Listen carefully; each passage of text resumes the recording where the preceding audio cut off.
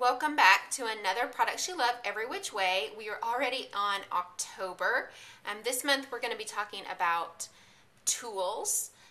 Some of these tools might be things that you already have in your stash, and that's kind of my point for this class is because you've probably bought these things when they first came out because they were the latest and greatest and you thought they'd be cool to have, and maybe you haven't used them, so I'm here to encourage you to dust them off and give them a try. I had a hard time choosing which tools I wanted to use because I kind of do collect a lot of tools, I guess. But for this time around, I'm just doing the fringe scissors and then the We-Are Memory Keepers Crocodile 2, in which I also use the Crocodile Corner Chomper a little bit by We-Are Memory Keepers. I use that a lot. Another tool that I'm going to use in this is the Martha Stewart scoring board. Alright, well I think I'm ready to scrapbook this page. I have everything laid out that I need. First, got my Diet Coke. I've got some trail mix, and I've got some candy corn. It's a nice rainy day outside. I've got my owl pajamas on, so I'm ready to do some serious scrapbooking. I want to scrapbook this picture from my sister-in-law's baby shower. I grab some of these papers. I'm not sure if this is all I'll use. I'll probably add in a few more, maybe omit some of these. I don't know, but this is my starting point. Honestly, these are papers that came in my last order from 2Ps. They're sitting in a nice stack. They pretty much all go together. So it's a great way to get started on a page without having to think too hard. It's just to go what's right there on top, and it's already made to go together. So that's what I'm going to start with. And I want to make a background of rosettes. That's what I have visualized anyway. So rosettes are like these right here. These are by Basic Gray, I believe. You can see these are nice and sturdy, and I could use these, but the problem is that I want a lot of them on the page, and so that's not very economical for me to buy, 10 packages of these. So I'm going to make my own. Like I said, I'm going to use these papers. And the tool that I'm going to use to do that is this Martha Stewart scoring board. And that way, whenever I'm making my rosettes, I'll have nice, clean, crisp lines so they'll be nice and professional looking rosettes. So they'll look like I bought them in a package, perhaps, but I'm really just going to make them myself. So that's my plan, and that's what I'm going to get started with, and you guys can watch as I go, okay?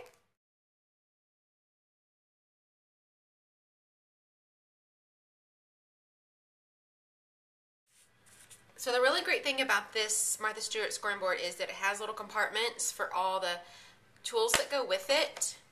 And keep that in there so you don't lose it and have to search for it whenever you're ready to use it. And then it also has this on the back, which I guess can be used to help with your envelopes if you want to make envelopes with it. So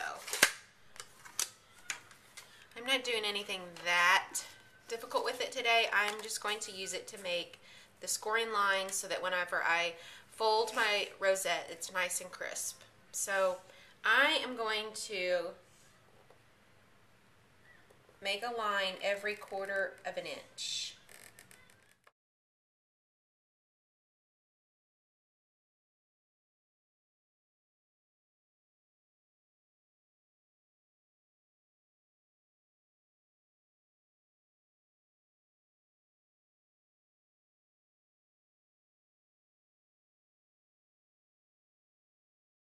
So now that is completely scored, you can see the lines in it. So that should make folding it so much easier. And then you really don't have to worry about when you're folding it getting it all lined up, because it should line up just perfectly.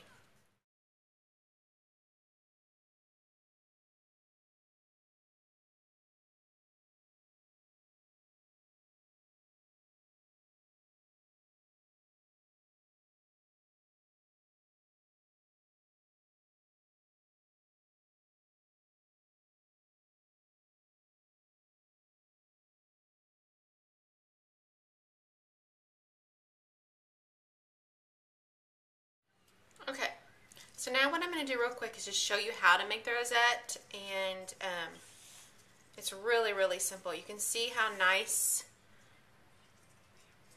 the folds are on this, how clean and crisp it is. It's perfect. So what I'm going to do next is I'm going to put a little bit of adhesive on the end, and then we're going to meet the ends together. So you want to use a pretty strong adhesive. Give it a couple good coatings.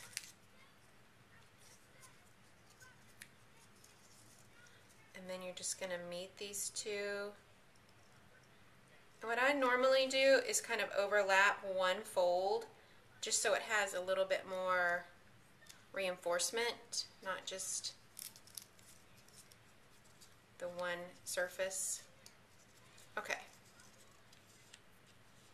The extra glue out of there. Okay, so now you're left with this. And to make it into the rosette, it's really simple. You just kind of push it down like that. So to get it to stick, you're going to want to put some adhesive on the back, and then we'll put something on the top to help hold it all together with some strong adhesive. So that's one down, and we'll see how many more I'm going to make. So let me get busy making those, and then we'll come back to put it all together. Okay, so now I've made several of the rosettes. I did them at different sizes. I've got 1-inch strips. This was a 1.5-inch strip. And then for the 2-inch strips, you actually need two 2-inch strips to make one, since it's be so big around. So I made 2 of those big ones and then kind of varied in the other sizes. And what I did to help hold them together, because the adhesive, regular paper adhesive sometimes doesn't hold them together because they want to spring up off the page. So what I did was punch a circle just from a scrap piece of paper, and then I used some hot glue and glued it on. So that way the rosette isn't going to give at all. It won't pop up off your page. So what I'm going to do is just kind of stack these up, add some embellishments and a title to this page, and then we'll be finished.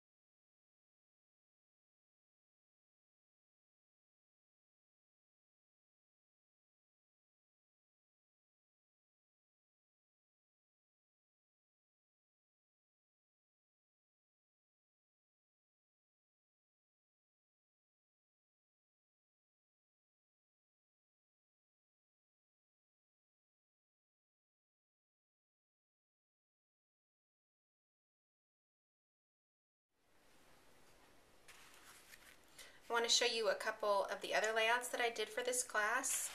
This one is one I used the Crocodile 2. It's the one that has, I guess, the further in reach, so you can punch in on your page. And that's what I did with this one. I wanted the holes to be in further on the page so that I could string the twine through and put these little bobbin things on there. So this layout, I for some reason felt like doing 8.5 by 11 2-page, and I just wanted to use the craft, and I used the craft little doilies. I actually turned them upside down because I liked the color of it better, matched the background, and I liked having the lifted up edge. It kind of gave it a little bit more contrast. So, and then this was some of the American Crafts Amy Tangerine paper, and I just cut that strip off that had the heart with the hand-stitched heart. Put my title on that. I used the Crocodile again to punch little holes here so I could string the twine through. And I'll show you the back side. I just used masking tape to hold the string, so that way I didn't have to worry about tying it or the knots coming undone. Just taped it on the back. Really simple. Probably the hardest part was just getting the twine through these little bobbin things, but I got it through. So it's one of the great things, other than being able to punch through chipboard and just about anything you want. That's what I love this thing for, is being able to reach in further and punch holes anywhere on the page that I needed. So I use that a lot.